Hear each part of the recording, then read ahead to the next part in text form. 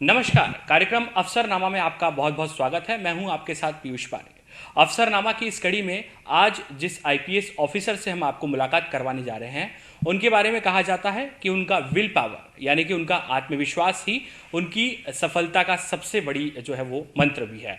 हम बात कर रहे हैं फिलहाल बड़वानी में एसपी की भूमिका निभा रहे और इसके साथ साथ में अलग अलग जिलों में पुलिस महकमे की कमान संभाल चुके एसपी दीपक कुमार शुक्ला की, जो 2014 कैडर के आईपीएस ऑफिसर हैं। और कहा जाता है कि जब जब उन्हें जो जो जिम्मेदारियां सौंपी गई उन पर वे पूरी तरीके से यहाँ पर खरे उतरे। तो मुलाकात करिए एसपी दीपक कुमार शुक्ला जी से। सर बहुत बहुत स्वागत है आपका। जी नमस्कार। सर इस कार्यक्रम में हम आपको फ्लैशबैक में ले जाएंगे। जिस तरीके से अगर बात करें तो दीपक कुमार जो एक युवा, कहीं ना कहीं किस तरीके से स्कूलिंग की आपकी पढ़ाई हुई और रीवा के एक छोटे से गांव से निकलकर आईआईटी तक का सफ़र आपने तय किया और उसके बाद में अब पुलिस महकमे में एक महत्वपूर्ण जिम्मेदारी संभाल रहे हैं। कैसे देखते हैं सर अब तक के इस सफ़र को?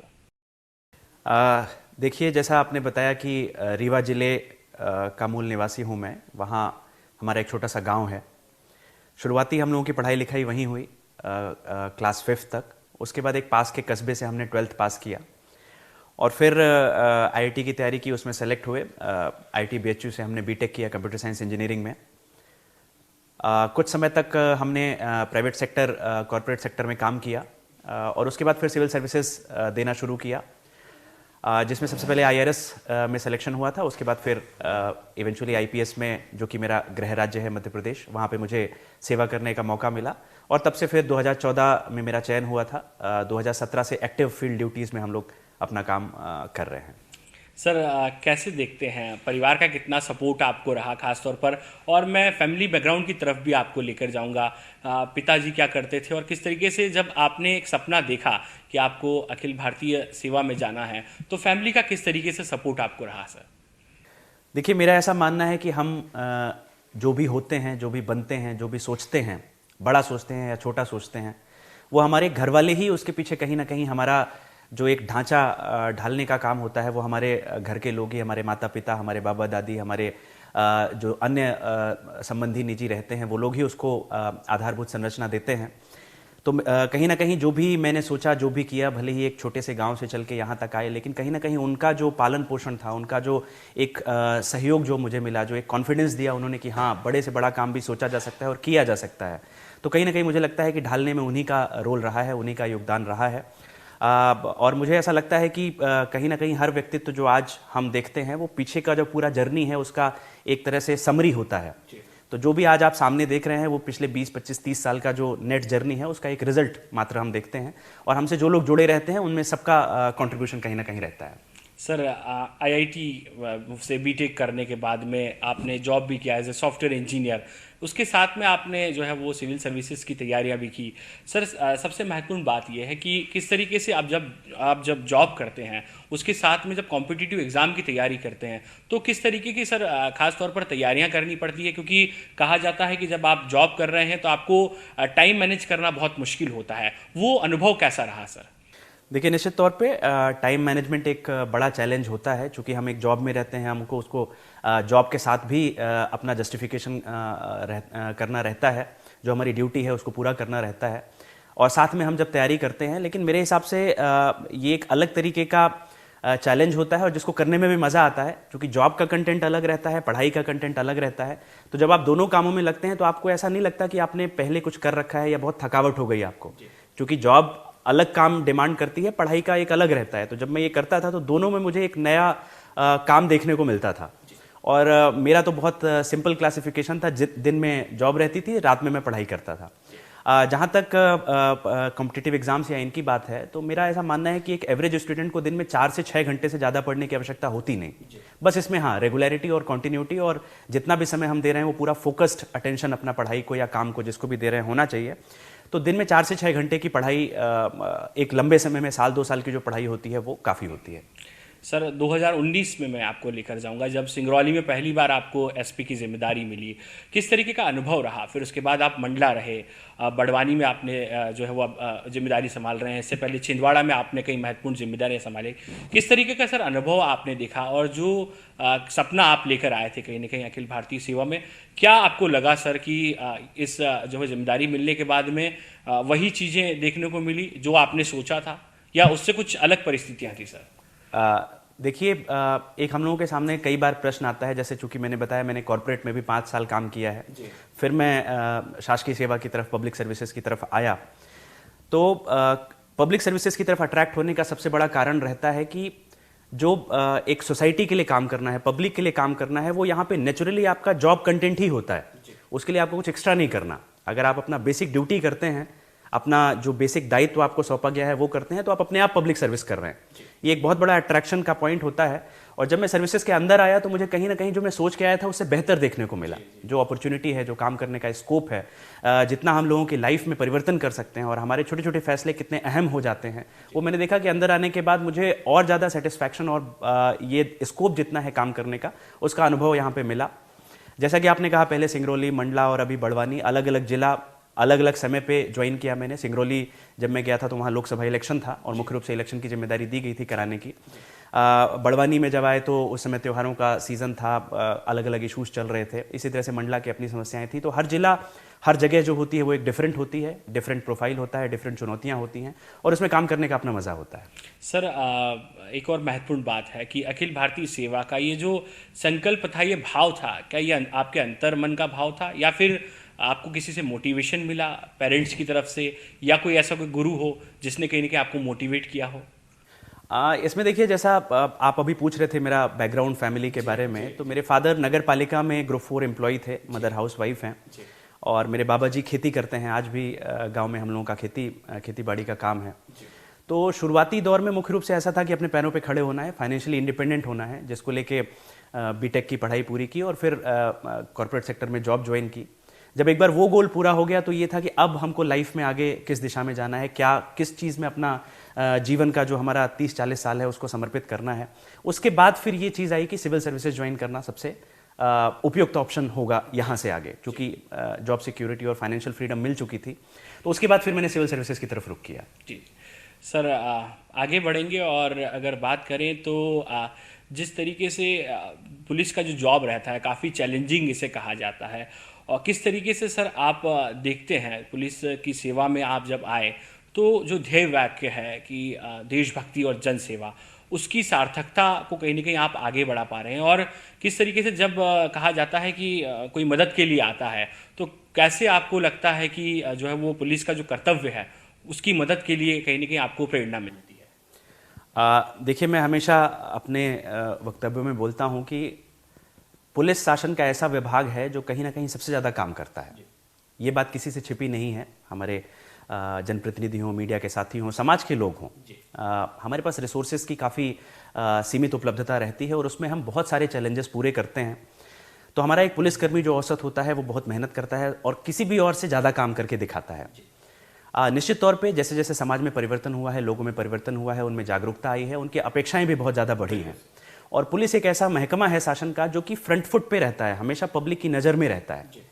कोई भी एक छोटी सी भी समस्या आती है, अगर नाली भी चौक हो गई है, भले ही वो हमारा काम नहीं है, लेकिन पब्लिक वो सबसे पहले पुलिस वाले से संपर्क करेगी अगर आसपास कोई दिख जाए उसे। तो सड़क पे एक्सीडेंट होने से लेकर के हॉस्पिटल के कोई काम हो या अन्य किसी भी तरह का मसला आता है, तो पुलिस में कहीं ना कहीं लोगों का भरोसा भी है कि हम अगर इनके पास जाएंगे तो कुछ ना कुछ होगा। यही भरोसा उनको हमारे पास लेके आता है। हमारे लोग कई बार कहते हैं कि साहब हमारा काम नहीं है, या पब्लिक इस शिकायत को लेकर हमारे पास पहुंची है। तो मुझे ऐसा मानना है कि कहीं ना कहीं पब्लिक भले ही हमें कई बार दोषी भी ठहराती है, लेकिन उनका भरोसा भी हम पे उतना ही स्ट्रांग है कि हम अगर एक वर्दीधारी को, एक पुलिस को और एक महकमे को कॉन्टैक्ट करेंगे तो हमारा कुछ ना कुछ सुनवाई होगी, कुछ ना कुछ काम होगा। और हम लोग उन प्रयासों पे खरे उतरने की पूरी कोशिश करते हैं। जैसा मैंने कहा कि हमारे पास समय की सीमाएं रहती हैं, संसाधनों की सीमाएं रहती हैं, बल की सीमाएं रहती हैं, काम की अधिकता रहती है, लोगों की अपेक्षाओं की अधिकता रहती है, लेकिन हमारा प्रयास रहता है कि जो एक्सपेक्टेशन और रियलिटी का गैप है उसको कैसे मिनिमाइज कर सकें और कैसे बेहतर सर्विसेज दे सकें। तो पुलिस जो है, उसका जो कामकाज होता है, जो उसका दैनिक जो अवलोकन पब्लिक करती है, वो सीधा सीधा शासन की इमेज निर्धारित करता है, शासन के कैसा एक सेटअप में काम हो रहा है, पब्लिक की कितनी सुनवाई हो रही है, कितना रिस्पॉन्सिव एडमिनिस्ट्रेशन है, ये सारी चीज़ें हमारा महकमा बहुत हद तक उसमें कंट्रीब्यूट करता है और उसको निर्धारित करता है। तो हमारा हमेशा उद्देश्य रहता है कि बेहतर काम करें, लोगों की समस्याओं का निराकरण हो सके, सुनवाई हो सके, बेहतर से बेहतर रिजल्ट दे सकें हम अलग अलग जो हमारे इनिशिएटिव्स रहते हैं, जो इंस्ट्रक्शंस मिलते हैं हमें, और प्रयास रहता है कि बेहतर काम करके दिखाएं। चलिए, बहुत महत्वपूर्ण बात है कि अगर कोई आ रहा है मदद के लिए तो किस तरीके से उसकी परेशानी दूर हो, इसकी कोशिश भी साफ तौर पर कहीं ना कहीं यहाँ पर पुलिस महकमे के जो कप्तान हैं वो करते हुए नजर आते हैं। सर, आगे बढ़ेंगे। कई यंगस्टर्स इस प्रोग्राम को देखते हैं, उनके मन में कई तरह के सवाल होते हैं। खास तौर पर कहा जाता है कि सक्सेस कोई जादू की छड़ी नहीं है कि आपने घुमाई और अचानक जो है सक्सेस मिल गई। इसके लिए डेडिकेशन है, सेक्रीफाइसेस हैं। बतौर एक आईपीएस सर, आपके सफलता का मंत्र क्या रहा है सर? देखिए, जैसा आप जानते हैं कि जीवन में हमें अगर एक कदम भी आगे बढ़ाना है जी। तो हमें उस फ्रिक्शन फोर्स की मदद से ही हम आगे बढ़ते हैं। जहां संघर्ष नहीं है वहां प्रोग्रेस नहीं हो सकता। तो हमेशा आगे बढ़ने के लिए हमें कुछ ना कुछ प्रयास करने पड़ेंगे। हमारे रास्ते में रुकावटें भी आएंगी, चुनौतियां भी आएंगी, और उनको पार करके ही हम आगे बढ़ते हैं। जितना बड़ा लक्ष्य होगा, चुनौतियां उतनी बड़ी होंगी, उतना काम कठिन होगा। अगर वो आसान होता तो शायद बहुत सारे और भी लोगों ने कर लिया होता। दूसरे लोग नहीं कर पा रहे, इसका मतलब काम कठिन है, और कठिन काम के लिए उतना ही हमें प्रयास करना पड़ेगा। तो इसके लिए एक स्ट्रांग विल पावर की जरूरत होती है, एक कॉन्फिडेंस की जरूरत होती है, और हमारा टारगेट गोल क्लियर होना चाहिए कि हमें ये काम हासिल करना है। एक बहुत फेमस कोट है एक अमेरिकन प्रेसिडेंट का, कि अगर हम सोचते हैं कि हम ये काम कर सकते हैं और अगर हम सोचते हैं कि हम ये काम नहीं कर सकते, दोनों ही परिस्थितियों में हम सही होते हैं। क्योंकि अगर हमने सोच लिया कि ये काम हम कर सकते हैं तो हम उस काम को कर ले जाएंगे, और अगर हमने पहले से ही मन बना लिया कि नहीं, ये हमारे बस का नहीं है, हम नहीं कर पाएंगे, तो हम उसमें फेल हो जाएंगे। तो मेरे हिसाब से जो भी युवा हैं उनको अपना टारगेट निर्धारित करते हुए अपना विल पावर स्ट्रांग करें, अपना कॉन्फिडेंस स्ट्रांग करें, और एक लक्ष्य निर्धारित करके उसके पीछे पड़ जाएं। पूरी जितनी अपनी मेहनत हो सकती है, जो हमारा काम है उसको सच्चे ढंग से करें, तो सफलता निश्चित तौर पे मिलती है। चलिए, तो बहुत महत्वपूर्ण बात है कि लक्ष्य का निर्धारण होना बहुत आवश्यक है, और कॉन्फिडेंस यानी कि आत्मविश्वास काफ़ी ज़रूरी है, जिसके दम पर ही सक्सेस हासिल हो पाती है। सर, आगे बढ़ते हैं। मैं थोड़ा सा आपको उस दौर में ले जाऊंगा। एक मोड़ आता है जीवन में कहीं ना कहीं जब आप शादी के बंधन में बन जाते हैं। सर, क्या लव मैरिज रही या फिर अरेंज मैरिज रही? और जैसा जानकारी के मुताबिक कि मैडम भी जो है वो बड़वानी में आरआरडी में जिम्मेदारी संभाल रही हैं, तो सर ये कैसे जो है वो आपके आपस की ट्यूनिंग रहती है? और ख़ास तौर पर जब आप दोनों जिम्मेदारियों में अलग अलग बंधे हुए हैं तो एक दूसरे को कैसा समय देते हैं, और आपकी लाइफ में कैसे जो है वो जीवन संगिनी का कंट्रीब्यूशन आप देखते हैं? सर, देखिए, हम लोगों का बेसिकली अरेंज मैरिज है। मैं और मेरी वाइफ दोनों ही रीवा के रहने वाले हैं, और वाइफ जो जॉब में आई, जो गवर्नमेंट सर्विसेज में आई, वो 2017 में आई, जो कि शादी के बाद था, और मैं तो 2014 बैच का था। चूंकि ये था कि अब हम लोग मध्य प्रदेश में हैं, यहाँ काम करना है, तो उन्होंने भी जो एमपी गवर्नमेंट की अपनी पीएससी के माध्यम से एग्जाम्स होता है उसको दिया और इसमें सेलेक्ट हुई।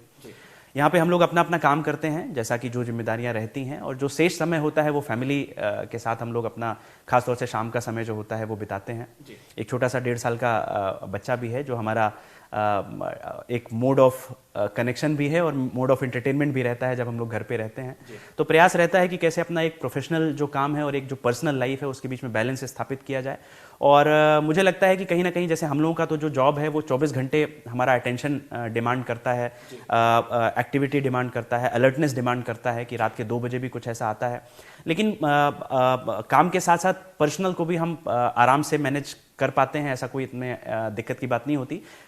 कुछ समय ऐसा आता है बीच में, महीने में कुछ दिन ऐसे आते हैं जब हमें स्पेशल उसका लगना पड़ता है और हम समय नहीं दे पाते, लेकिन otherwise by and large normally अगर हम देखें तो 80 to 90% समय तो नॉर्मल सिचुएशन में हम दोनों चीज़ों को बैलेंस आउट कर पाते हैं। सर, दोनों की आपस की जो ट्यूनिंग है, क्योंकि दोनों की अपनी अपनी जवाबदारी भी है, घर के साथ साथ में नौकरी की, जॉब की भी। सर, देखिए, ट्यूनिंग के लिए एक दूसरे का जॉब कैसा है, उसका रिक्वायरमेंट कैसा है, वो समझना बहुत ज़रूरी है। और मेरे घर वाले, मेरी पत्नी इस चीज़ को बेहद बखूबी समझते हैं कि बतौर एसपी क्या जिम्मेदारियां होती हैं और कब कैसा अर्जेंट मैटर आ जाता है। तो बाकी सारे काम पीछे छोड़ के कई बार बहुत पर्सनल मैटर्स रहते हैं, घरेलू इमरजेंसीज रहती हैं, मेडिकल इश्यूज होते हैं, उनको भी साइड में रखते हुए हमको ड्यूटी अटेंड करनी पड़ती है। तो मेरे हिसाब से घर वाले इस चीज़ को समझते हैं और उनका पूरा सहयोग मुझे रहता है कि फर्स्ट प्रायोरिटी हम जॉब को देते हैं और उसके बाद फिर जो हमारा रहता है अन्य मसले रहते हैं। सर आगे बढ़ेंगे, अगर बात करें तो दीपक कुमार शुक्ला जी की हॉबीज़ क्या हैं? अगर हम लोग देखें तो अक्सर वैसे तो समय बहुत कम मिलता है, काफ़ी शेड्यूल आपका बहुत बिजी रहता है। ऐसे में सर कैसे जो है वो खुद को फिट रखने के लिए और मेंटली प्रिपेयर रहने के लिए किस तरीके से सर आप जो हॉबीज़ कुछ और चुनते हैं सर? देखिए, हॉबीज़ में एक तो क्रिकेट और वॉलीबॉल खेलना पसंद है। इसके अलावा म्यूज़िक एंड मूवीज़ का शौक़ है, घूमने फिरने ट्रैवलिंग का शौक़ है। ये मेजर हॉबीज़ हैं। जैसा मैंने कहा कि जितना समय हमको अलाउ करता है, कई बार जब हम लोग थोड़ा सा रिलैक्सिंग पोस्टिंग में रहते हैं तो घूमने फिरने के प्लान्स भी बन जाते हैं। उसमें एक रिफ़्रेशमेंट हो जाता है, फैमिली को साथ में भी लेके चले जाते हैं। अभी जैसे मैंने एक इनिशिएटिव बड़वानी ज़िले में शुरू किया है कि संडे मॉर्निंग हमने सभी अपनी यूनिट्स को इंस्ट्रक्शन दिया है कि जो स्टाफ है उसको हम अपनी तरफ से थोड़ा फ्री छोड़ते हैं ताकि वो योगा कर सके, मेडिटेशन कर सके, श्रमदान कर सके या कोई भी अन्य टीम बिल्डिंग का एक्टिविटी जो है, कोई स्पोर्ट्स खेल सके ताकि वो फिट भी रहे, वो टेंशन फ्री भी हो सके, अपना जो एक स्ट्रेस मैनेजमेंट है वो काम भी कर सके और बेहतर उसका स्वास्थ्य भी रहे और काम में भी उसका रिजल्ट हमको मिले। तो वही प्रयास मेरा अपने व्यक्तिगत जीवन में भी रहता है कि जब भी समय मिले तो उसको थोड़ा सा बेहतर इस्तेमाल किया जाए, चाहे वो अपनी फिटनेस की बात हो, मेंटल स्ट्रेस रिलीज करने की बात हो और उसका रिजल्ट कहीं ना कहीं हमें अपने काम में भी देखने को मिलता है, हमारे काम में भी बेहतरी आती है उससे। सर बड़वानी की हम लोग बात करेंगे, काफ़ी कहीं ना कहीं यहाँ पर टफ जॉब है, खासतौर पर ट्राइबल एरिया बहुत बड़ा है यहाँ पर। ऐसे में क्या चैलेंजेस है और बेहतर पुलिसिंग का कहीं ना कहीं यहाँ पर जो है वो लागू करने के लिए और उदाहरण पेश करने के लिए क्या इनिशिएटिव सर लिए जा रहे हैं? देखिए, बड़वानी जियोग्राफिकली एक बड़ा एरिया है और हमारे कुछ थाना क्षेत्र हैं जैसे पाटी वर्ला हैं। ये एक डिफ़िकल्ट टेरेन है यहाँ पे। कई बार दूसरे इश्यूज आते हैं, मोबाइल पे नेटवर्क अवेलेबल नहीं है, आने जाने के लिए साधन उपलब्ध नहीं है, बहुत दूर दूर गांव बसे हुए हैं, बस्तियां बसी हुई हैं, तो लोगों को आने में, लोगों को संपर्क करने में भी समय लगता है। हमें अपने प्रोफेशनल काम में भी कई बार इसकी वजह से इश्यूज आते हैं। तो काम का अपना एक चैलेंज है, लेकिन उतना ही बड़ा स्कोप भी है काम करने का बड़वानी जिले में। अगर हम देखें, जैसा कि आप जानते हैं, प्राइमरली एक ट्राइबल डिस्ट्रिक्ट है, बॉर्डर का डिस्ट्रिक्ट है। रिलेटिवली कुछ इंडिकेटर्स पे बड़वानी का परफॉर्मेंस भी अभी बहुत ज़्यादा हमें काम करने की ज़रूरत है। यहाँ पे स्थानीय जो लोग हैं उनके अलग अलग सामाजिक व्यवस्थाएं हैं, काम करने का अपना एक तरीका है और कई बार वो कानून जो है और सामाजिक व्यवस्थाएं जो हैं वो एक दूसरे से पटरी नहीं खाते। दोनों कानून कुछ कहता है लेकिन उनकी व्यवस्थाएं कुछ कहती हैं, तो उनके बीच में सामंजस्य स्थापित करना। इसी तरह से कई बार ग्रुप कन्फ्लिक्ट्स हो जाते हैं, एक ग्रुप दूसरे ग्रुप के अगेंस्ट हो जा रहा है, उनको हमको कैसे सामंजस्य बिठाना है। हिंदू मुस्लिम के मसले कभी कई बार हमारे सामने आ जाते हैं, तो उनको कैसे साथ में लेके चलना है, क्योंकि सभी सोसाइटी के अंग हैं, सभी को साथ में लेके चलना है, किसी एक का नहीं है। ये भारतवर्ष या बड़वानी जिला सबका, उसमें बराबरी का रोल है, सबका बराबरी का कंट्रीब्यूशन है, सब बराबर नागरिक हैं इसमें। तो कैसे उनमें सामंजस्य स्थापित करते हुए और कैसे एक न्याय व्यवस्था स्थापित की जाए, ये एक चैलेंज रहता है और उस चैलेंज का अपना एक मजा भी है बड़वानी जैसे जिले में। जैसा मैंने कहा, काम करने का बहुत ज़्यादा स्कोप है यहाँ पे। सर जाते जाते उन युवाओं के लिए क्या संदेश है जिनके मन में कई तरह के सपने हैं और ख़ास तौर पर कहीं ना कहीं आने वाले दिनों में वे कई बड़ी जिम्मेदारियों को निभाना भी चाहते हैं? जैसा आपने कहा है कि सफलता के लिए डेडिकेशन बहुत आवश्यक है और आत्मविश्वास की बहुत ज़रूरत है। सर उन युवाओं के लिए ख़ास तौर पर क्या संदेश है और कैसे आप देखते हैं कि आने वाला जो भविष्य है देश का, वो किस तरीके से जो है वो नए भारत की परिकल्पना को गढ़ सकता है? देखिए, जो आज का युवा या छात्र है वो हमारे देश का भविष्य है। मैं कई बार कहता हूं कि मैं देश का आज हूं, क्योंकि मैं एक एक्टिव ड्यूटी संभाल रहा हूं, एक जिम्मेदारी संभाल रहा हूं, एक प्रोफेशनल प्रोडक्टिव एक्टिविटी में इन्वॉल्व हूं। आप हैं, आप देश का आज हैं, आज आप कंट्रीब्यूशन दे रहे हैं। कुछ समय बाद आप जब रिटायरमेंट की तरफ जाएंगे तो आपका भी टाइम, जो प्रोडक्टिव टाइम है, वो निकल जाएगा। इसी तरह से जो हमारा युवा और छात्र है वो अभी कल के लिए हम उसको तैयार कर रहे हैं। उसको जैसे भी हम गढ़ रहे हैं, जैसे भी शिक्षा दीक्षा दे रहे हैं, जैसे भी उसमें संस्कार दे रहे हैं, वो आने वाले 15-20 साल 30 साल तक हमारे देश की बागडोर संभालेगा। चाहे वो राजनीति हो, चाहे वो प्रशासन हो, चाहे वो इकोनॉमिक एक्टिविटीज़, बिजनेस, व्यापार धंधे हों या अन्य किसी भी सेक्टर की बात करें, है ना, खेल कूद की बात करें, हम म्यूजिक इंडस्ट्री, बॉलीवुड की बात करें, वो आज का जो युवा और छात्र है वही कल सभी जगह हमको देखने को मिलेगा। तो मेरा उन सबसे आग्रह यही है कि जैसा मैंने कहा, अपना लक्ष्य निर्धारित करें, चाहे वो हमको किसी भी सेक्टर में हमारा, आजकल आप देखते हैं कि चाहे वो स्पोर्ट्स पर्सन हो या वो कला के क्षेत्र में काम करने वाले हों, बिजनेस के सेक्टर में इतनी अनंत अपॉर्चुनिटीज़ हैं, उसमें काम करने का स्कोप है। प्रशासन और पॉलिटिक्स का क्षेत्र है ही, जिसमें बहुत सारे युवा जुड़ते हैं, हमेशा से जुड़ते रहे हैं और अच्छा काम करते रहे हैं। कई बार मैं देखता हूं कि बहुत सारे युवा जो विदेश चले गए और बहुत अच्छी अच्छी नौकरियों में थे, वो वापस आते हैं और कुछ अपना एक डिफरेंट काम शुरू करते हैं। कोई ऑर्गेनिक फार्मिंग शुरू करता है, तो कोई सरपंच का चुनाव लड़के स्थानीय ग्राम स्तर पे ग्रामीण विकास का काम कर रहा है। तो अलग अलग दिशाओं में लोग काम कर रहे हैं और ये युवा जो है, इसके ऊपर आने वाले समय में बहुत जिम्मेदारी आने वाली है। जैसा कि आप जानते हैं हमारे देश को आज़ाद हुए लगभग 70 साल हुए हैं अभी भी, लेकिन हमें एक बहुत बड़ा सफ़र तय करना है। कई देश ऐसे हैं जो हमारे साथ आज़ाद हुए थे और आज हम देखते हैं कि कई मामलों में हमसे आगे निकल चुके हैं। तो ये जिम्मेदारी जो है कि हमारे देश को कैसे हम एक विकसित देश की श्रेणी में खड़ा करें, जो हमारी चुनौतियां हैं उनको कैसे हम पाटें, जिन इंडिकेटर्स पे हमारा परफॉर्मेंस डाउन है, चाहे वो हम अर्थव्यवस्था की बात करें, चाहे वो पर कैपिटा इनकम की बात करें, प्रोडक्टिविटी लेवल की बात करें, उसको कैसे आगे ले जाना है, ये सब हमारे युवाओं को आने वाले समय में करना है। जैसा हम आज कर रहे हैं, कहीं ना कहीं ये जो युवा और छात्र वर्ग है 15-20 साल बाद वो करता हुआ हमें दिखाई देगा। तो अपने आप को तैयार करें, हर काम में अपना बेस्ट दें, चाहे वो पढ़ाई करने की बात हो, किसी काम को करने की बात हो, अपना बेस्ट देने की कोशिश करें। कई बार बच्चे 8th class, 10th class, 12th class के मुझे मिलते हैं कि साहब हमें यूपीएससी की तैयारी करनी है या हमें ऐसा एग्ज़ाम देना है, तो उसके लिए क्या करना चाहिए। तो मैं सिर्फ इतना कहता हूँ, आपका जो क्लास रूम में आपके टेक्स्ट बुक में जो लिखा हुआ है बस उसको अच्छे से पढ़िए। आपके सामने जो किताबें हैं उनको अच्छे से पढ़िए, आपको एक्स्ट्रा कुछ भी करने की ज़रूरत नहीं है, क्योंकि कई बार हम अपना बेसिक काम सही नहीं करते और हम दूसरी चीज़ों की तलाश में रहते हैं। मुझे ऐसा लगता है कि अगर हम अपना बेसिक काम सही करें, जैसा मैंने कहा कि जब हम सिविल सर्विसेज में आते हैं तो जो हमारा काम है वो अपने आप में एक सोशल सर्विस की बात करता है। अगर मैंने दिन में सुबह से शाम तक अपना काम सही से किया, मतलब अपने आप पब्लिक सर्विस हो गई। मुझे कुछ एक्स्ट्रा करने की जरूरत नहीं है, बस मैं अपना ड्यूटी से अगर जस्टिस कर रहा हूं तो काम हो गया। इसी तरह से युवाओं के लिए है कि जो भी काम करें उसमें अपना बेस्ट दें, चाहे वो पढ़ाई का हो, रोजगार धंधे की बात हो, कहीं अन्य किसी काम को आप करना चाहते हैं उसमें अपना बेस्ट दें, पूरा विल पावर के साथ उसमें जुटें, अपना लक्ष्य निर्धारित करें और निश्चित तौर पे जो आप चाहेंगे वो मिलेगा। चलिए, तो यहाँ पर वाकई में ये ही कहीं ना कहीं सफलता का सबसे बड़ा मंत्र है जो आईपीएस दीपक कुमार शुक्ला जी बता रहे हैं कि लक्ष्य का निर्धारण होना बहुत ज़रूरी है और पूरी ताकत के साथ में, यानी कि अपना बेस्ट यहाँ पर परफॉर्म करके कहीं ना कहीं आप लक्ष्य की तरफ बढ़ेंगे तो सफलता आपके कदमों में होगी। सर, हमसे बात करने के लिए बहुत बहुत धन्यवाद। फिलहाल हमारी इस खास पेशकश में इतना ही। अगली बार फिर अफसरनामा में मिलेंगे किसी एक और नई शख्सियत के साथ में। तब तक के लिए नमस्कार।